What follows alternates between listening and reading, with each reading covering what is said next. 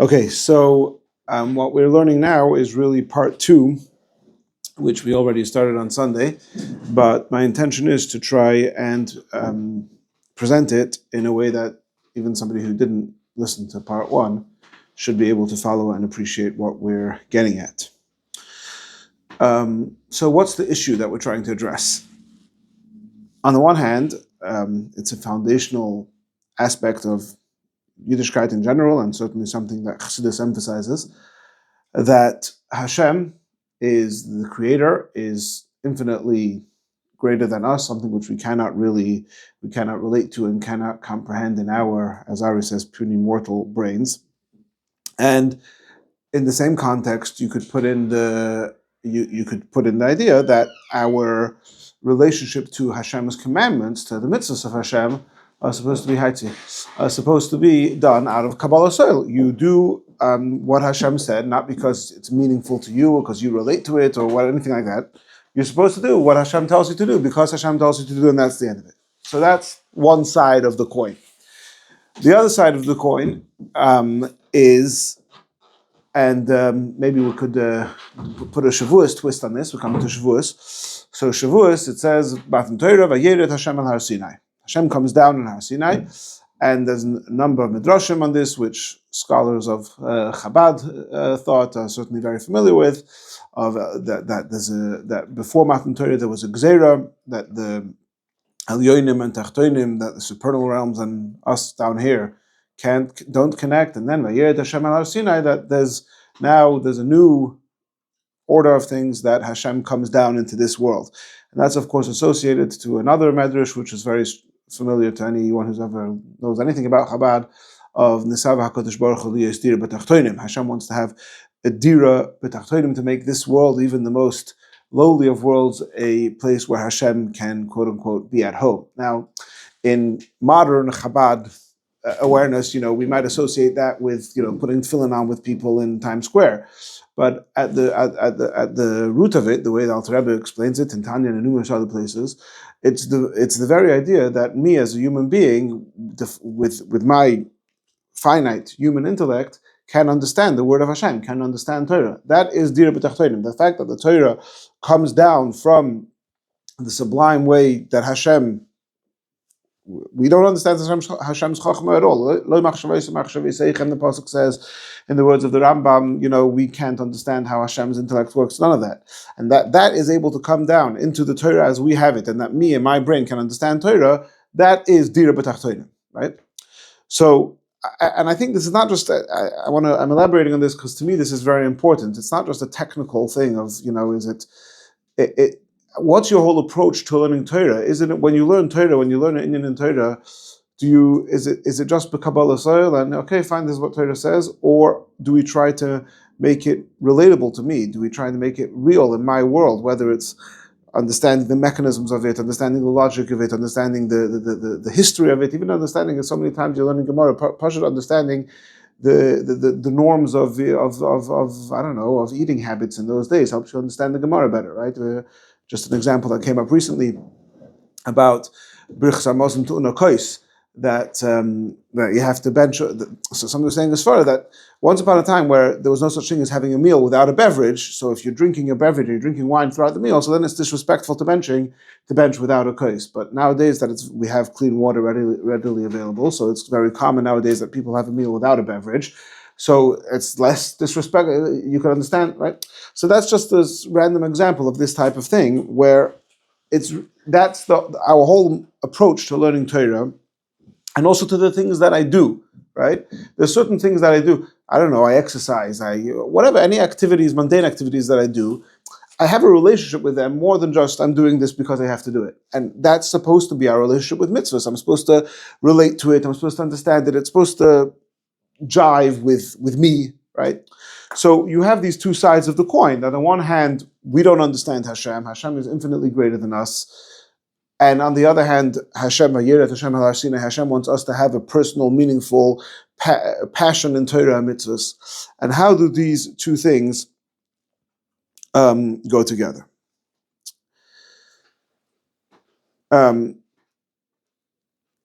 So, in part one, which we did on Sunday, we discussed the Rambam. And we showed how in the Rambam, in the Moreh Nevuchim, he insists emphatically that every mitzvah has a reason, and that it's impossible to suggest otherwise. According to the Rambam, what the Rambam says over there is that the idea that the creator of this world would do something that makes no sense or that has no purpose is a preposterous idea to claim. And he takes it even a step further than that. He says that everything and every mitzvah and everything in the world, really, but let's focus on the mitzvahs right now. Every mitzvah has a purpose. For me, I'm doing the mitzvah, so mankind is doing the mitzvah. So the purpose of every single mitzvah, even the chukim, the purpose of every single mitzvah is to make me a better person, to make me my midas better. Midas in the Rambam talk is deos, and to make my intellect better, to be able to understand Hashem better. That is the purpose of all the mitzvahs, both the mitzvahs that we do understand and we don't understand. Every single mitzvah fits into that category. And for the purposes of this conversation, we mentioned already on Sunday, there's different approaches to sort of how do you put together the Rambam in Mishnah Torah versus the Rambam in the Moreh, but that's in the details. For the purposes of this conversation, we are taking the approach that they do complement each other and they do fit together, even though there may be differences in details. But in the bigger picture, the Rambam is one person, both, and he has the books are written for there's a different target audience for the Mishnah Torah than there is for the Moreh. So he says things differently, and there may be details that even conflict each other. But in the bigger picture, we're putting them together, and we're using the Mishnah Torah to better understand the Moreh, and we're using the Moreh to better understand the Mishnah Torah. So that's the Rambam's approach to mitzvahs. To mitzvahs in general, all mitzvahs have a reason and have a purpose. And the purpose is to make me a better person, to make me be able to become closer to Hashem. Now, the Rambam is also acutely aware of two risks. First of all, there's a risk of a person not knowing the reason for the mitzvahs. The risk of the person not knowing the reason for the mitzvahs is that, as he says in Hilchos Me'ilah, that there will be kalus be'einav, that he'll think, okay, this is senseless, this makes no sense, there's no point in this, so he won't treat the mitzvah with the sacredness that it deserves.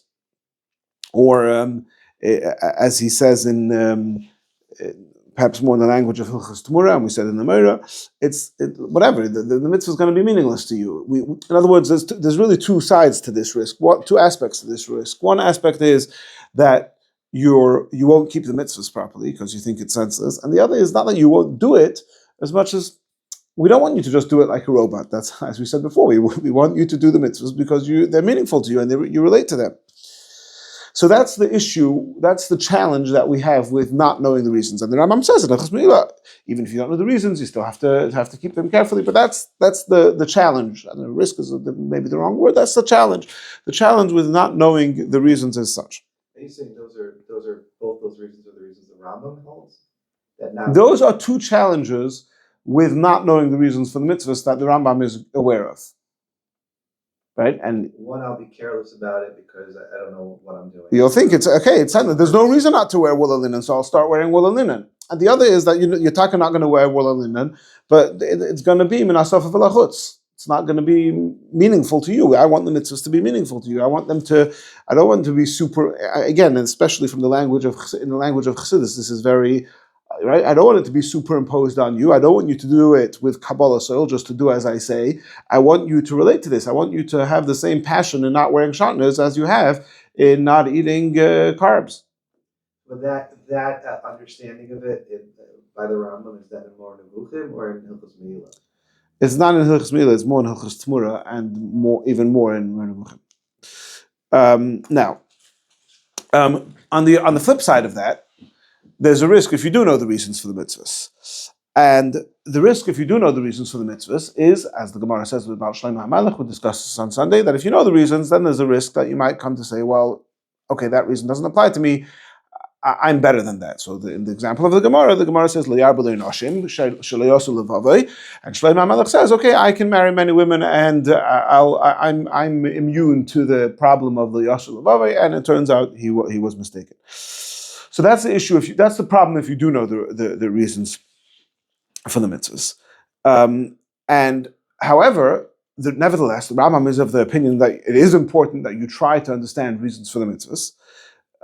Even those mitzvahs which are the mitzvahs those mitzvahs that we call chukim, which are defined as in the Rambam's language as mitzvahs whose reasons are not readily apparent. And there's the risk that if you know the reason, you might say, oh well, that reason doesn't apply to me. So the Rambam doesn't say this explicitly, but this is the pshat in the Rambam. The Meiri says this explicitly, but we discussed the Meiri on Sunday. But the answer to that problem is that because if the Torah gives you the reason, like by lo yarbe lo noshim, the Torah gives you the reason. If the Torah gives you the reason, so then you could the Shlomo Melech come and say that reason doesn't apply to me. But if you came up with the reason, or if the Rambam suggested the reason, so then I know that reason is a suggestion. It's not the be all and end all of it. And so, for example, in Hilchos Tmura, after the Rambam says that you're supposed to try and find reasons for all the mitzvahs in the chukim, he says, in other words, even after whatever reason you've suggested for the mitzvah, you still have the awareness that the reason that the true reason for this mitzvah is much more sublime than I can grasp with my human intellect. So, because you're aware of that, there's no risk that you're going to say, oh, this reason doesn't, because even if you think that the reason you came up with doesn't apply to you, you still maintain the awareness that that's not the be-all and end-all reason, that's your suggestion. And I think it's clear, I mean, on Sunday I quoted from Avraham ben Rambam that the reasons for the mitzvahs that the Rambam gives in the Torah are just suggestions and you can have other reasons instead. But I think it's clear, I've seen more literature since then, I think it's clear that the Rambam himself was aware that all the reasons he's suggesting for the mitzvahs in the Torah, of which a big section of the Torah is devoted to reasons for the mitzvahs, the Rambam is aware that these are suggestions and there could be very different suggestions, and that's fine. I just want to mention something, by the way. On Sunday, when we learned Hilchos Meila, so the Rambam starts off in Hilchos Meila. So what I said on Sunday was that the Rambam is coming here to tell you that you shouldn't disrespect the mitzvah that you don't know the reason for. But before that, he's coming to preempt that I'm going to tell you more about this in Hilchos Tmura, but just for right now, I'm telling you that you should try and find reasons for them. But really, it's much more than that. The Rambam, it's like a beautiful circle over here, where the Rambam is telling you you're supposed to try to find reasons for the chukim, and therefore I'm going to come and give you in the example of Meila. I'm going to talk about Meila, which Meila is a chayk, and I'm going to tell you that what is the reason for this chayk? I'm suggesting a reason. The reason is to tell you that even mitzvahs that you don't understand, you have to treat respectfully, just like you have to treat respectfully. That you have to treat respectfully something that was consecrated for the treasury of the Beis Hamikdash, so which is an inanimate object. So certainly the mitzvahs of Hashem, which come right. So there the Rambam is mamish doing that. He's saying you have to give a reason for the chukim. So he gives a reason for the chayk, and the reason is that even if you don't know the reason, you still have to treat it with respect. Anyway, that's just a nice aspect of that Rambam. Okay. Bottom line. We have chukim and we have mishpatim, right? Now the truth is, even the Rambam clearly buys into that division of mitzvahs. He writes about it in numerous places, both in the Torah and the Mishnah Torah, and in other places. That's a division of mitzvahs that the Rambam clearly accepts: chukim and mishpatim. Now, whereas according to is it not universally accepted? Well, the fact that there are the Torah itself refers to chukim and mishpatai, but to divide them into categories, that some mitzvahs are in the category of chukim and some mitzvahs are in the category of mishpatim, that's not mefurish in the Torah. I'm not sure if it's mamish mefurish in that way in Chazal. It could be it is, but it's off. Yeah. But what's the difference? So the way, sort of one way of saying the difference, which is I think the way I was taught as a child, and this is the way Rashi understands it, is that the mishpatim are mitzvahs that have reasons, and the chukim are mitzvahs that don't have reasons. Or let's just say it like that. Yeah. But the Rambam says no. Both chukim and mishpatim have reasons. What's the difference between chukim and mishpatim? That the chukim, the mitzvahs are not readily apparent, and mishpatim they are. But both of them, both chukim and mishpatim, you're supposed to try to understand, your best to understand. And, or in simple language, you could say the mishpatim, you know the reason, and they're logical imperatives, like the lashon of Chazal, ilmole that even if the Torah wouldn't have been given, it would be logical imperative that you're not supposed to steal, etc., etc. And the chukim, even after I've managed to find a reason, Rambam says you're supposed to try and find reason. So even after I found a reason for them, they don't become logical imperatives, right? Okay, the Torah tells me not to wear woolen linen, and I came up with a reason why woolen linen is a bad thing. But it doesn't mean that now not wearing woolen linen is a logical imperative, like, let's say, don't steal. Right? So, in other words, the chukim remain, let's use these words of the Rambam, which Betzim is a paraphrase from two psukim, I think in Yeshaya and Yirmiyah, Eitzois meirachik migdoil ha'itza. Now, what is the purpose of chukim? Why does the Torah give us mitzvahs that the reason is not apparent, and that even after I understand the reason, I don't really understand the ultimate reason? So the reason is, according to the story so far, so that we don't make the same problem that Shlomo HaMelech made. Right? And that's what the Gemara says. It's Gemara in Sanhedrin, Daf Chaf Aleph, Mipnei Ma'al lo nisgalo tami Torah, because the slippery slope issue, that Shlomo HaMelech didn't know the reasons and it didn't end up so well. So that's the reason why. Why does the Torah give me mitzvahs that I don't understand? Because Hashem knows that if Hashem would tell me the real reason for shatnez, then I might end up treating it as what happened with Shlomo HaMelech and the many wives. You can't make the same argument from Mishpatim. But if you know, then you might justify why you have to very good. So that's a very good question. Why l'chayra any mitzvah? If you tell me that the reason not to do, I don't know, not to talk lashon hara is right? Okay, but maybe maybe that doesn't apply to me, right? Right? You could always make cheshbonos with that, right?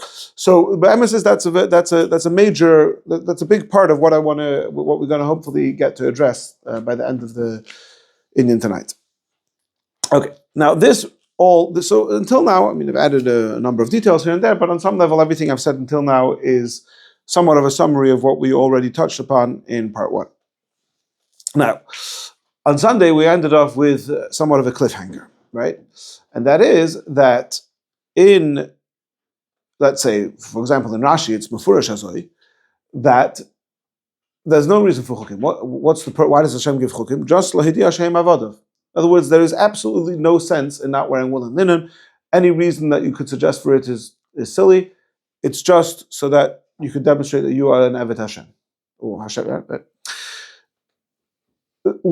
So again, I like to use the word Kabbalah soil. Maybe it's a Chabad lingo. Kabbalah soil. I just do what I have to do because you told me to do it, because Hashem told me to do it, without any. Is there any value in Kabbalah soil according to the Rambam? Now, just to clarify, of course, Kabbalah soil is necessary according to the Rambam. In other words, any time that there's a mitzvah that I don't understand, I still have to do the mitzvah anyway, even though I don't understand it, right? But there, it's almost like it's a necessary evil, not an evil, but it's just it's a hechach lo yeguda. You have to keep the mitzvahs, and even if you don't have a reason for it, you have to do it. Does the Rambam see any intrinsic value just in doing something for the sake of because Hashem said without any rationale whatsoever, right? So when I made that suggestion on Sunday, Ari reacted with, "No, of course not. That doesn't fit into the Rambam is adamant. Everything has a reason, and right. So just to do l'shem doing that doesn't exist in Rambam Weltanshim. That's what Ari said, and that would have also been my reaction to the suggestion. Yeah, just the way I think I was thinking about it was that even if I don't know the reason, there's still a chachma that is being achieved without me being able to have any access to that chachma. And I might not know the reason that it's achieving. Yeah, so that's clear. Yeah, the Rambam says that clearly in the Moira, that in other words, all the mitzvahs have a positive impact on a person, and even though you don't know how the impact works, it's still, yeah. How does shaking lulav and esrog make you a better person? Akasha Famaisa says the Rambam, it does. You don't understand it? Too bad, right? It does, right? Now, but so then mitzad that I'm shaking lulav because it's going to make me better. It's like I take antibiotics. I don't understand how it works, but I know the doctor tells me that the antibiotics is going to make me better.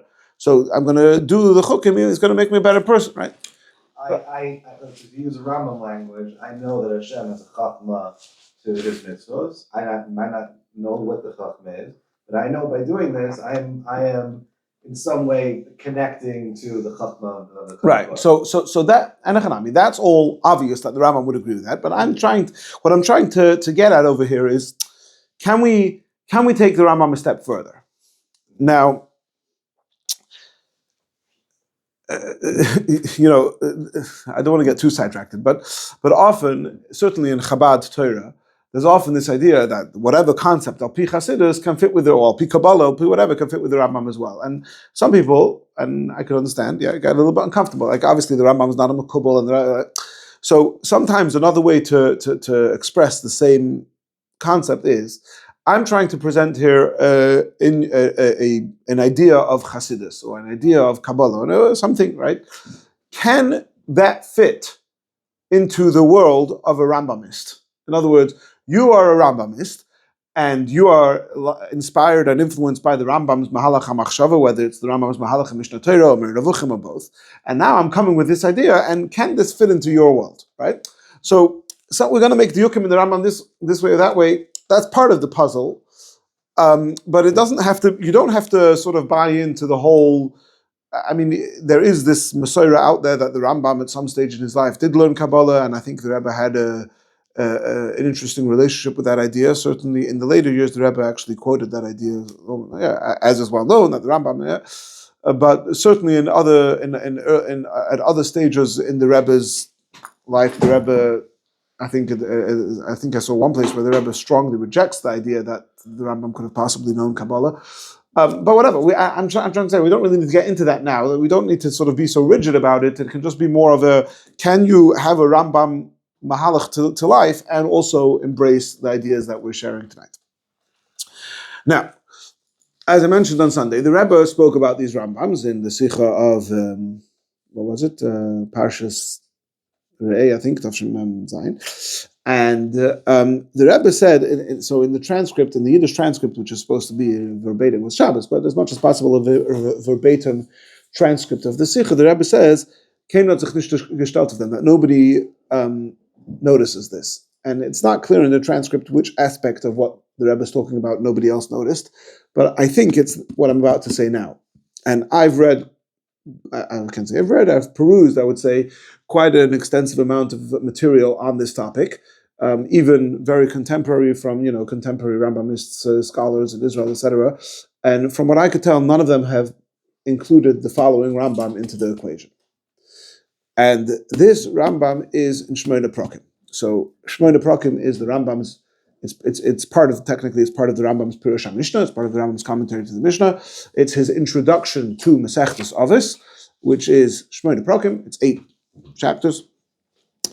And in Perek Vav, in the 6th chapter of Shmoyne Prakim, the Rambam starts off with the following question. The Rambam says that I have a contradiction between the philosophers and Chazal.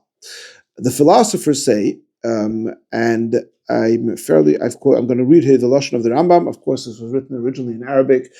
I'm fairly certain that I have quoted here from Rabbi Shelat's translation. Hama'ula, somebody who, according to the philosophers, Hama'ula, in other translations, they use the word chassid over here. Basically, a better person, a pious, a righteous person. Harehu nimshich b'maasehu achama sheyiruhu al elav ta'avose utchanasa v'yasa tefes v'humis ava mishteichlan. A very good person desires healthy things. In other words, it's by the way, a big aspect of the whole Shmoyne Prakim is comparing the health of the neshama or the nefesh to the health of the body. So just like a human being, just like begashmius, a healthy person desires healthy foods and nutritious foods, and a non-healthy person wants lots of carbs and sugar and whatever. So al derech zeh beruchnius. So a baseline person who's a good Jew, who's a good person, so even though he desires to do Averos, he's going to do mitzvahs nonetheless. But the Mu'ula, the Chassid, the better person, he is only going to be attracted to do things that are good and healthy. Such a person is never going to want to eat something, never going to want to do something that the Torah tells him not to do, because he is such a healthy person. Halikim asa es adam yashar. I'm fairly certain the Rambam quotes that pasuk in the beginning of Shmoyne Prakim, that Hashem made the person straight and healthy, and b'meila, a person who is properly healthy, beruchnius, doesn't desire to do averos. That's what the philosophers say. Chazal say the opposite. Chazal say, maybe a member of Reb Shimon ben Gamliel, I'm not sure. Lo yomer adam ef shilach l'basar b'chalav. A person should not say that I don't want to eat meat and milk. Ef shilil b'shatnez, I don't want to wear shatnez. I don't want to have forbidden relations. Now, I don't want to get sidetracked by that. It's mashma. We'll see soon, because the Rambam is going to say in a moment that all the examples in this statement of Chazal are chukim, not mishpatim. What about Baal HaErva? Is Erva, the Aroyos, the forbidden relations, are they chukim or mishpatim? So that's a big topic in the Rambam, but Pashtus, if I recall correctly, the bottom line is that the Rambam holds that some of the Aroyos, the ones that are immediate incest and also Eshasish, is mishpatim, and the others might be chukim, but whatever, that's not really the point for right now. But certainly the first two that he quotes, Abbas B'chalav and Shatnez, those are certainly chukim. Ela efshi, rather a person should say efshi. I would love to have a cheeseburger. Right. So how do you put these two together? On the one hand, the philosophers are saying that a good person never wants to do something bad. He only right. And whereas Chazal are promoting and putting on a pedestal the person who says efshi. So the Rambam says basically that the difference is mishpatim and chukim.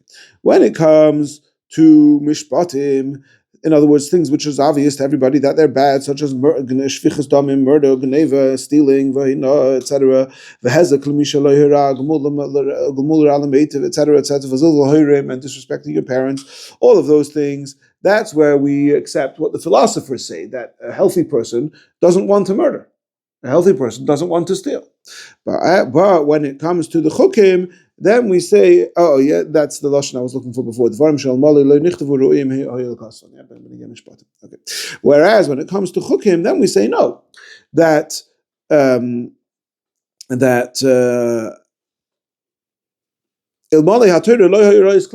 not eating meat and milk, if not for the Torah saying that's forbidden, there would be nothing bad about it. Gezel is stealing is intrinsically bad.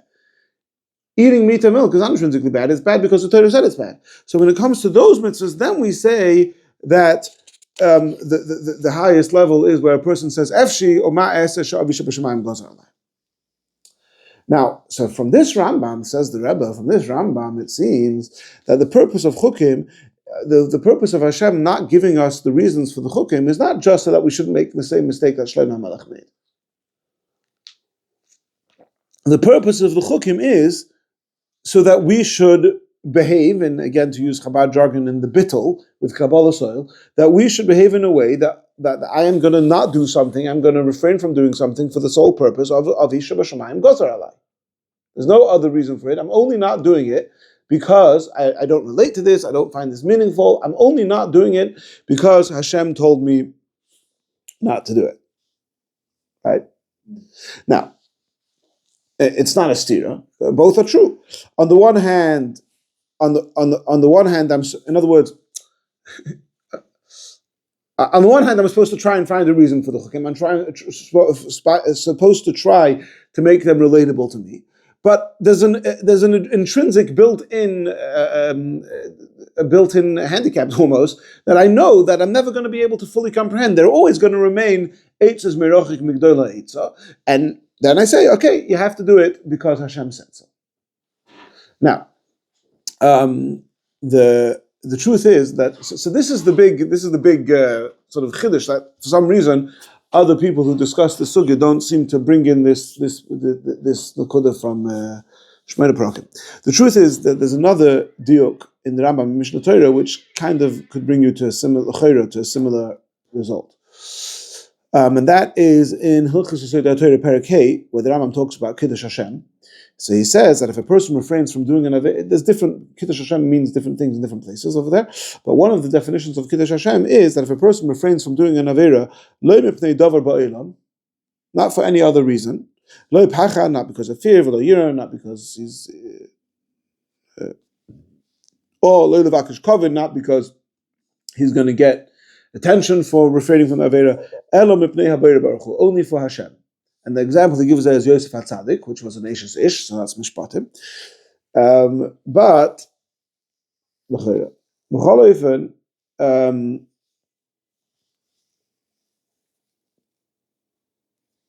one second, if you say that Ashes Ish is Mishpatim, so then it's a problem, because you're supposed to say, Mishpatim, even according to Rambam, you're supposed to say EFG. Right? I just want to point out that because some people want to say that maybe that when the Rambam says that the reason you're doing it is because of Hashem, the reason for the mitzvah is Hashem. That's one and the same, right? But you can't say that because in Hilchos Malachim, when the Rambam talks about Shav Mitzvahs, he differentiates between the two, and he says that a guy who does the mitzvahs because Hashem mipnei shatziva ben HaKadosh Baruch Hu b'Torah, he's a ben Nayach. He can be a ger toshav. Avalam asan mipnei hechra hadas. So then in ger toshav ve'edim mechasidim musaylam and mechachameyim. Yeah. So you see that the Rambam clearly differentiates between doing something because logically it makes sense to do versus doing something because Hashem said. So if you put that all together, it comes out that you could really be medayik from the Rambam in Mishnah Torah also, that he holds that there's this Kiddush Hashem level of only refraining from an Aveira just because B'fnei Baruch Hu without any other reason, right? But upon him, it's certainly much more mafurish in the Shemona Prakim, where he literally says that you're supposed that you're supposed to want a cheeseburger almost, right? L'chayra, Basar B'chalav is a chayk. But I'm supposed to try and find the reason. So that's how I come up with a reason why Basar B'chalav is bad. So once I've come up with the reason, then I'm not supposed to say, why would I be saying Efshi that I want Basar B'chalav? I should say Efshi because now I understand that it's bad. So you have to say that Sof Kol Sof, whatever reason I came up with for Basar B'chalav remains with the strong awareness that the real reason is Eitzes Merachik M'Gdola Eitzah, that it's not really comprehensible, and whatever reason I came up with, maybe some aspect of it, of truth to it, but that's not the be all and end all reason. And B'meila, my primary attitude to Basar B'chalav remains one in which it's Efshi or Efshi or Ma Es Sha'avish B'Shamayim Gozar Alai. So how's that different from Rashi? Oh, very good. How's that different? Very, very good. How's that different than Rashi? Okay, so we have to get there. By the way, I should. This diuk from Hilchos Malachim, I'm pretty sure I saw it quoted b'Shem Reb Chaim Shmulevitz. I didn't look it up. I didn't see it directly, but I'm pretty sure he's the one who brings that eye. Anyway, all right, let's get back on track because we have to figure out how the Rambam is different than Rashi and how to put all the different Rambams together. So really, the next stage in this trajectory is to figure out. Okay, so we've established that the Rambam, as he stands in Shemona Prakim in Pirush HaMishnah, does agree that there is value in Kabbalah Soil Neto, in just doing something net for the purpose of. What about the Rambam in Mir Nevuchim? Does the Rambam in Mir Nevuchim also agree to this idea? And or not, because the Rambam in Mir Nevuchim is emphatic that it would be ridiculous for Hashem to do something without a reason, etc., etc. However, and this comes back to what we were discussing the other day, Ari, the Rambam in the same parak in Mir Nevuchim says that when it comes to the details of the mitzvahs, then there's no reason. Right? So I'm going to read to you a chelik of Mir Nevuchim. I'm trying to remember which translation I copied this from. I'm fairly certain this is from Kapach's translation. Yeah. Okay. So the Rambam says that first he quotes the Chazal of Chiyich b'Seila Kodesh Baruch Hu im Sheichet min Hatzav or Sheichet min Ha'iref. And he says that even though the mitzvah of shechita in general has a reason, but the details of the mitzvah, for example, why you shecht from the neck and not from the throat and not from the back of the neck, that doesn't have a reason. But then the Rambam goes on to say that actually I could give you a good reason for that, for shechting dafka from the tzavar, but the general idea remains true that the details of the mitzvahs don't have reasons. And the example he gives is karbanos. Karbanos is a chayk, right? And the Rambam, by the way, the Rambam in Hilchos Tamura says beferish that kol karbanos chukim him, or maybe that's in Meila. Either in Meila or in Tamura, the Rambam says beferish kol karbanos chukim him, right? Nevertheless, as the Rambam says here, yesh b'hakravas hakarban yesh l'teyalos gedola berurah k'mei shavar. As I will explain, there is a tremendous teyalos, tremendous value in the mitzvah, a relatable value in the mitzvah of karbanos. What is the value? So, by the way, side point, according to the Rambam in the Meira, the whole reason for the karbanos is because basically to wean the Yidden off pagan practices. And the Ramban very famously, very strongly disagrees with that Rambam, and the Ramban gives a reason for Kabbanis, which certainly I find much more relatable, which is that the idea that you watch the whole process of the carbon being killed and all it's being pulled apart and being burned, and then you contemplate that really that should have happened to me for doing the avera, and instead it's happening to the animals. So there's this meditative reason. So that's a different reason. So it's important to bear in mind, because the Rambam and the Ramban are the same in their approach that all mitzvahs have reasons, but the type of reasons that they're going to give are going to be very different. Anyway, back to the Rambam here. So even though Karbonos has a very good reason and it's very relatable and understandable, the fact that this carbon is a keves and this carbon is a ram, or that the amount of Karbonos, the amount of animals you have to bring on a certain day is a certain number, you cannot give any reason for this. Anybody who tries to give a reason for any of the details of the mitzvah, not only do you not make the mitzvah more relatable, you make it less relatable. Anybody who thinks that the details of the mitzvah have a reason, he is as far from the truth as is the person who says that the reason itself that the mitzvah itself has no reason. In other words, the Rambam before in the brought the shit to that mitzvahs don't have any reasons. That's Rashi, and the Rambam when elaborated to say that's ridiculous. That's absolutely not. Every mitzvah has a reason. Says the Rambam, if you think that if you try to find reasons for the details of the mitzvahs, you're equally as distant from the truth as is the one who thinks that the mitzvahs have no reasons at all. And he goes on to say that basically it's a illogical imperative that there be details with no reason. It has to be that way, because let's say you could not wear a shirt, right? But if you're wearing a shirt, so you have white shirts and you have blue shirts. I can't ask you why you're wearing a white shirt, because if I ask you if you would wear a blue shirt, I would ask you why you wear a blue shirt. It's not a good catch, right? So Ari and I were discussing this Rambam the other day. Now, I'm not 100% sure of this, but what I think the pshat because at the end of the day, right? Yeah, of course it's true that it might just be that I took out a shirt because I took out a shirt, but it could also be that I have a reason why I want to wear a white shirt, or I have a reason why I want to wear a blue shirt, or I have a reason why I want to wear a short sleeve or a long sleeve shirt, right? I think what the pshat in this Rambam is, I think what the pshat in the Rambam is that it's a logical imperative that there are going to be some details that don't have a reason. In other words, of course, there might be specific details that have a reason, right? But it can't be that all the details, by force of logic, there has to be some details of the mitzvah that are just there because, why did I tell you a keves and not an aisle? Because if I tell you an aisle, you're going to tell, now, could it be that there's a reason for a keves and not an aisle, or aisle and not a keves? Yes, it could be. And not only it could be, the Rambam himself gives a reason, not for this, for serious. Later on in Perek Mem Vav, the Rambam gives a reason why certain karbanos are goats. As a whole thing, the goats is connected to Seirim, because Seirim is Avodah Zarah, like we saw by the Surah Mishtalech. So here the Rambam says that it's impossible to give a reason for why it's a certain species of animal, where later on he himself gives a reason why it's a certain species of animal, right? So, but Mela, I don't think the pshat is that there can never be any reason for any details. Of course, the Rambam said there's a reason for shchita for Minat Savar, which is a detail, right? But there's always going to be some details that don't have any reason.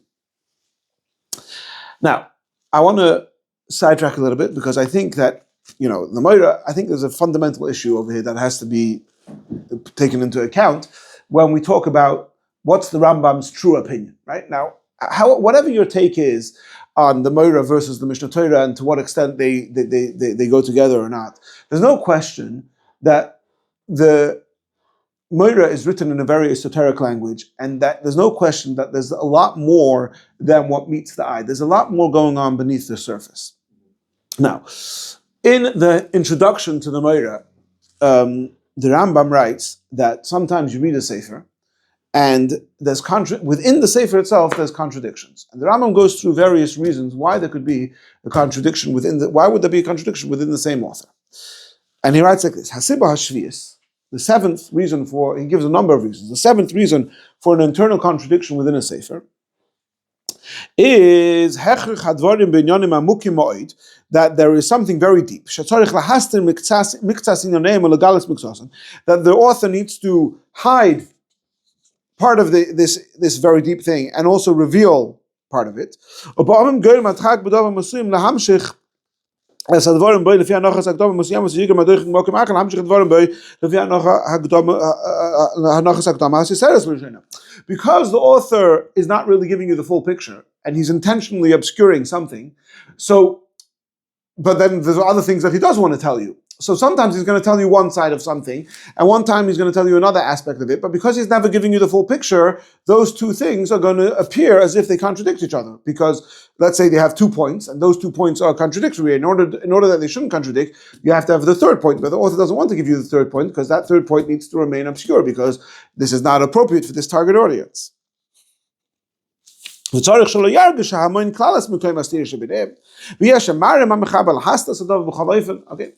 Rambam, he's writing in his introduction to a book which is written in a very esoteric language.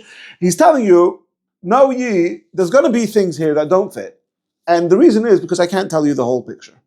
Okay, now what's in those that are smart enough to figure out are the ones that should. Those are not the target audience for this book. Although those are. Isn't he's saying that the Moreh Nevuchim is for the kind of person that could, without me giving away the answer? No, he's not saying that.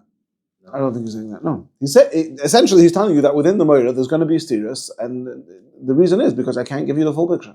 That's how I understand what he's saying. I don't know if he's specific. For what reason could he not give the full picture? Because of the whatever. Yeah, or because the Rambam is of the opinion that there's certain things that we can't trust the public with. These are right, but I think the Moreh Nevuchim, even though that there's going to be people of the public that are going to look at it, the real intended audience is the 1 in 1,000. I'm not sure. I think he's saying here. I'm not sure, but and I'm certainly no expert on Moreh, so I can't argue with you. But what I want to get to over here is what Rabbi Kapach writes. Rabbi Kapach, in his translation of the Moreh, he has notes. And he makes this note over here in the introduction, and he makes the same comment a number of times throughout the Moreh. He gives an example of a stira in the Moreh, which Rabbi Kapach himself says, this is, according to in Rav Kapach's estimation, this is a stira that fits into this example of the Rambam, that it's a stira that Rabbi Kapach and all the king's horses and all the king's men couldn't figure out. What's the stira? That here, in Chelek Gimel Perek Chafei and Perek Chavav, the Rambam is elaborating and saying that it's impossible that Hashem would do anything in this world without a purpose, just because just because He wants to, for no reason, right? In the language of Chassidus, you have a fatayvis kin kashnish. Why does Hashem want? Why does Hashem want to dira b'tachtonim? Why does Hashem want us puny mortals to learn His Torah and understand it and find it relatable? Just because He wants. You can't. We can't give a reason for that. So the Rambam says you can't say that. You can't say that Hashem only does something because He wants. And by the very same token, he goes on in Perek Chavav to say that you can't say that any of the mitzvahs are just because He wants, without any reason. The Rambam clearly, it's all connected, right? That's in Chelek Gimel of the Moreh, Perek Chafei and Perek Chavav. Earlier on, in Chelek Gimel, Perek Yud Gimel, the Rambam says beferish that there are things in this world that have no purpose and they're just done because of mikapnei hachefetz. It's a blatant stira. Rambam says that in what context? About he doesn't say it explicitly about the mitzvahs. He says it about creation. That there are certain aspects of creation that is just because Hashem wanted. Right now, I don't know how to be miyasher this stira. Neither does Rabbi Kapach. But what I want to point out is that it does fit over here, because the Rambam he's saying that all the mitzvahs have to have a reason, but then he goes on to say that the details of the mitzvahs don't have reasons, and that's in the Rambam that's one and the same with creation. Does creation have a reason, or is it just because Hashem wants? So in Perek Gimel, where he says that the aspects of creation that Hashem just does because He wants, perhaps that's, I don't know exactly. I'm not an expert in the Moreh. I'm not putting it all together.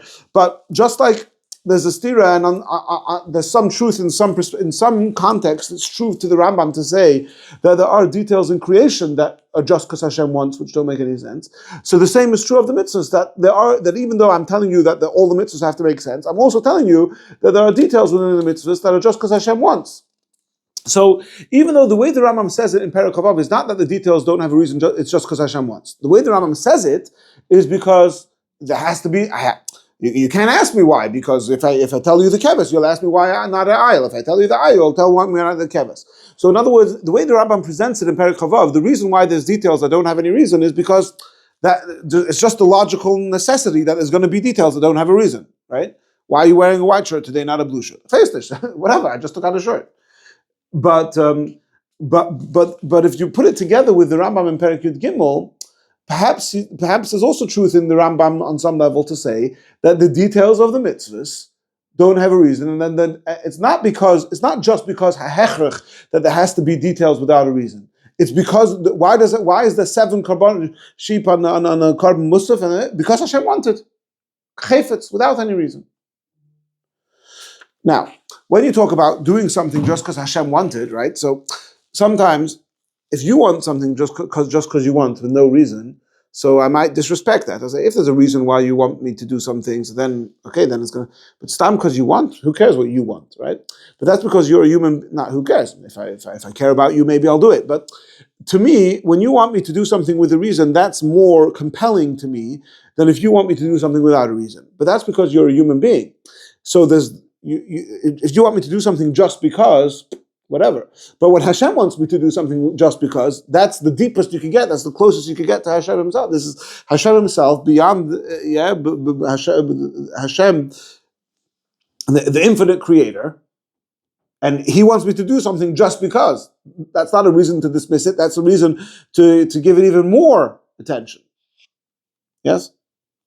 From the perspective of just serving Hashem. Exactly. Now, so just to bring this all together, just to tie this all together,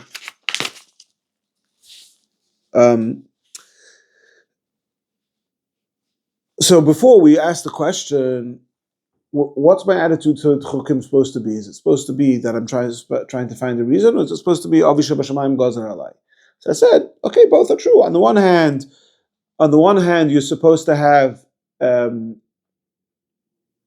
On the one hand, you're supposed to have tried to find a reason, but on the other hand, your reason, even after you find the reason, you realize that it's eitzes mirochik migdol ha'etzah, and b'meila you do it just because Hashem said. But now it's even better than that. Now I'm saying even more. There is the aspect of the chayk for which you could find a meaningful reason. Let's say the more general thing, I could find a reason for karbanas. But then there's the details within the chayk, which intrinsically there is no reason for them.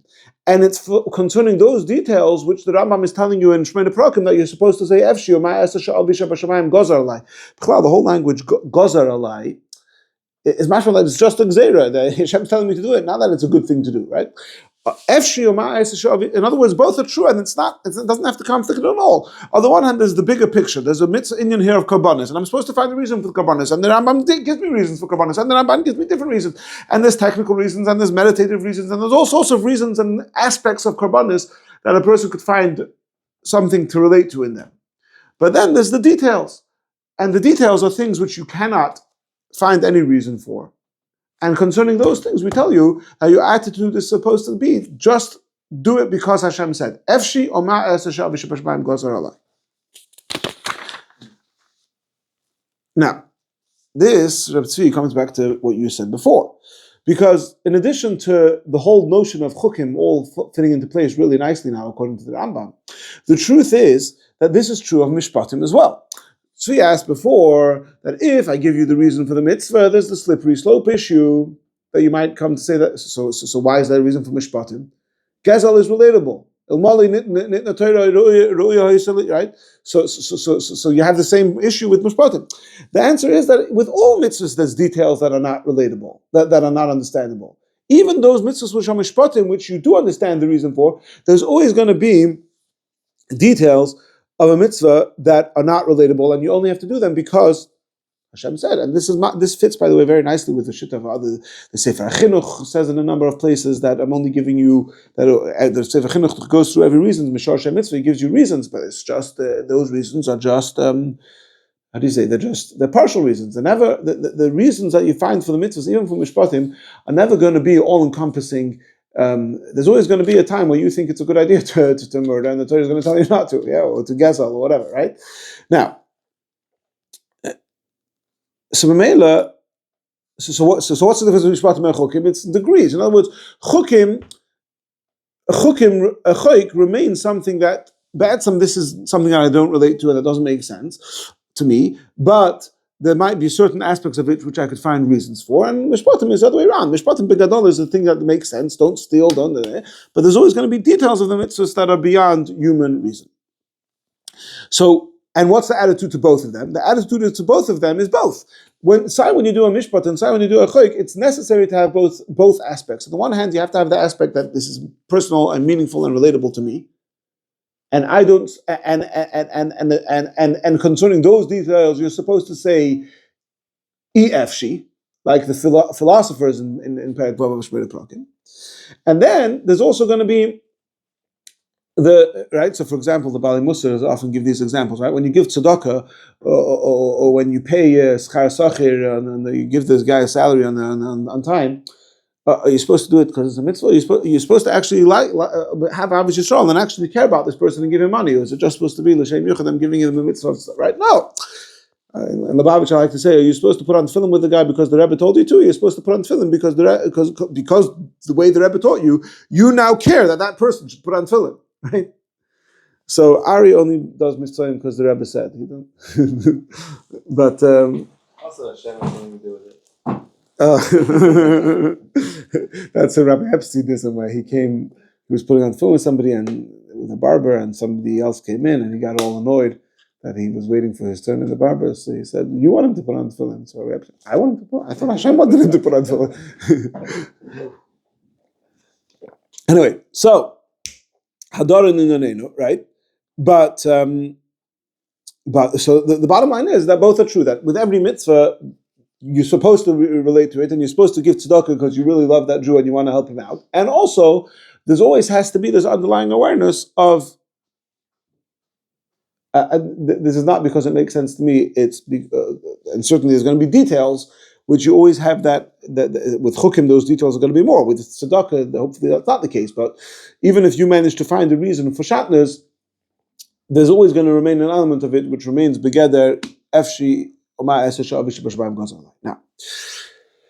from the perspective of the Rambam, the reason why there's mitzvahs, there's details of the mitzvahs that don't have a reason is because it has to be that way. Yeah, despite the Torah I said before, just the way the Rambam presents in Perek Vav is, it's just a logical imperative that there be details that don't have a reason, right? However, from the perspective of Chassidus, it's a little different. From the perspective of Chassidus, all mitzvahs are the same in that they originate miritzonei yisbarach. In other words, there's the seder hishtalshlus, there's the way a chain reaction of things coming down into this world, and there's multiple realms of reality along the way, right? So there's olam hatzilus, which is a realm of reality where God is very obvious and relatable, and then there's our world where God is not very obvious and relatable, and we have to work hard to find him and relate to him. And there's a whole spectrum in between. So, and then beyond the Atzilus, there's God himself, right? The Olam Atzilus, Sof Kol Sof, is a world, right? In other words, it's something which is, Atzilus, we translate as emanated. By the way, I don't want to get into all the details now, but a lot of these aspects are true in the world of the Rambam as well. He wouldn't use the framework, he wouldn't use the words, the terminology that Chassidus uses of Eilamus and Ishtalshalos, etc. But the Rambam also talks about different levels of consciousness of Hashem and Malachim and Sichlim Nivdalim, and so the philosophers, exactly to what extent the Kabbalistic and Chassidus framework and the philosopher's framework match each other, don't match each other. That's beyond the scope and not something that I have much expertise on. But the core concepts that we're saying here are not foreign to the Rambam. So, b'meila, you could say that so there's all mitzvahs. All mitzvahs start out the same. In other words, why at their core, why should you not steal and why should you not eat meat and milk? Just because Hashem wanted it not to, and then it's nishtalshal, so there could become a reason. In other words, first of all, that you could have a human experience also. Sometimes I want something, and because I want it so much, so then I justify it, and then I'm able to explain to you why this is such a good idea. But at its core, I wanted it before I realized why it was a good idea, and the good idea is coming after the fact to help me feel good about why I want it. Yeah, so to speak, it's like that with all mitzvahs. All mitzvahs start off with why, just because, right? And then there's various ways that it could be nishtalshal, and it could make sense, and it could make sense from a perspective of Atzilus, and then there's a different way that it could make sense from a perspective of a different world and a different realm of reality and a different system of awareness until it comes down into this world. Now, some mitzvahs come all the way down into this world, and some don't. So, in other words, theft, right? The Rambam said that theft is a bad thing, right? Now, in our world, we can't imagine a world where theft was good. Theft has to be bad. But the only reason it is that way is because Hashem decided that theft is bad, and He put it in the Torah, and the Torah is the blueprint of the world. So the Torah, the blueprints create a world where theft is bad. If Hashem had decided that theft would be good, so then it would have, then the world would have been created in a way that theft is good. That's not something we could relate to. And Hashem could have chosen to, for example, make Basa B'chalav come into this world, and that we would intrinsically know that Basa B'chalav, that we would be intrinsically adverse to Basa B'chalav as we are to theft.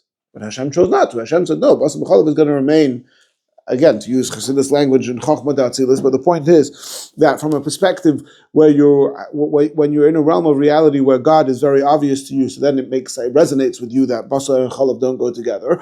But when you're in the reality of this world, that doesn't relate to you. So in other words, what, to sort of boil it back down to the chukim, why is it that there are details of mitzvahs, of chukim, of all mitzvahs, that don't have a reason? So Chassidus says, oh, you know why these details don't have a reason? Because it's the Ratzon Pashat of Hashem. It says just because of Hashem. The Rambam says, you know why it doesn't have a reason? Because it's a hechrach. It's a logical imperative that there be details that don't have a reason. Chassidus and the Rambam are saying the same thing. They're saying two sides of the same coin. Chassidus is telling you the way it is in the higher worlds, where the reason why there's details without a reason is because those details are just because Hashem wants. But the way that is nishtalshel and comes down and is manifest in the world that we live in is that logic dictates that there be details without any reason. And b'meila, when you think about the different reasons, we said, in other words, the big question is there reasons to mitzvahs or not reasons? But as we saw, within the reasons for the mitzvahs, there's many different, there's the Rambam style reason, there's rational reason, there's mystical reason, there's meditative reason, etc., etc. It's not one or the other. They're all true on different realms of reality. In other words, it's true that for example, the Ramban says that the reason for certain halachas of kashrus is because it negatively impacts a person's character traits, right? And another Rishonim you could find that the reason for certain laws of kashrus is because it's not healthy. It could be they're all true because Hashem decided that this whatever that I don't know tigers are not kosher, right? So in that from that is nishtalshul that it becomes the reality that tigers have bad midas and it will impact your character trait negatively, and from that is nishtalshul that it's not going to be healthy. And all the thing. Well, last time we gave the example of nida, right? So you could have different rationalizations for the mitzvah of nida, and they could all be true, and they could all be related, and they could all be true on different levels. By the way, just for for an interesting side note, is that it's often brought in Chassidus Sfarim the correlation between the Moreh Nevuchim and Chassidus or Kabbalah. So one of the examples that's often brought about this is Lechem Hapanim. The Rambam goes through all the chukim and all the reasons that he gives. He gives reasons for many mitzvahs. Many of the Rambam's reasons are things that we would find quite far-fetched. But then he says that Lechem Hapanim, oh, here I have no reason for Lechem Hapanim.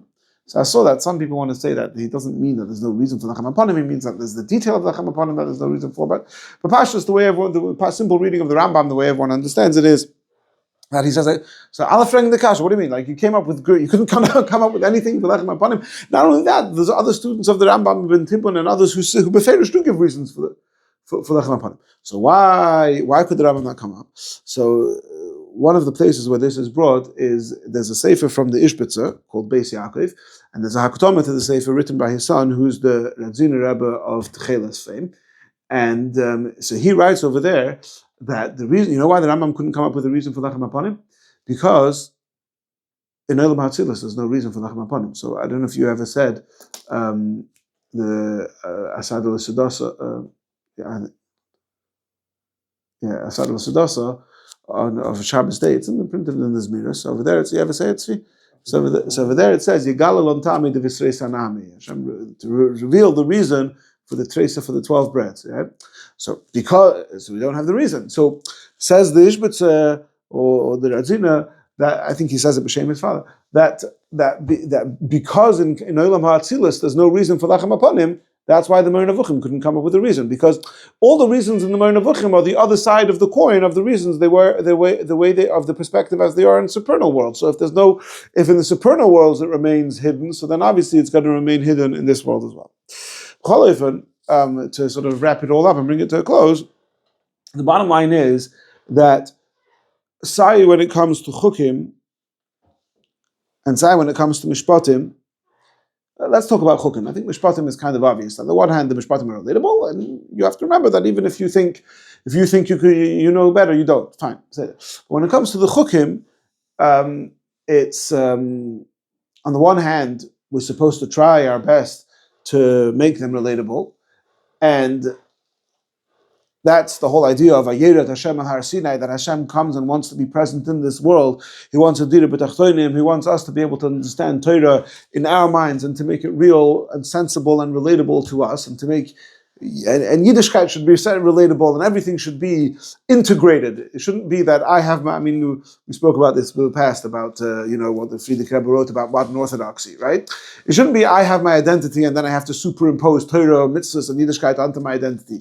No, Torah, Mitzvos, Yiddishkeit is integrated with my identity. Vayerat Hashem al Har Sinai, and at the same time, there always has to be a core underlying awareness that at the end of the day. Not even at the end of the day, at the beginning of the day, there's a core underlying awareness that my attitude to everything Hashem says is Efshi Oma Avishabashabayim Gozalai. That in every aspect of Torah mitzvahs, there's always going to be a detail which I don't understand and is not relatable, and that's where my Kabbalah's oil, my Ki Avodai Heim, that relationship that we are Avodim of HaKadosh Baruch Hu, that's where that has to shine. Amen.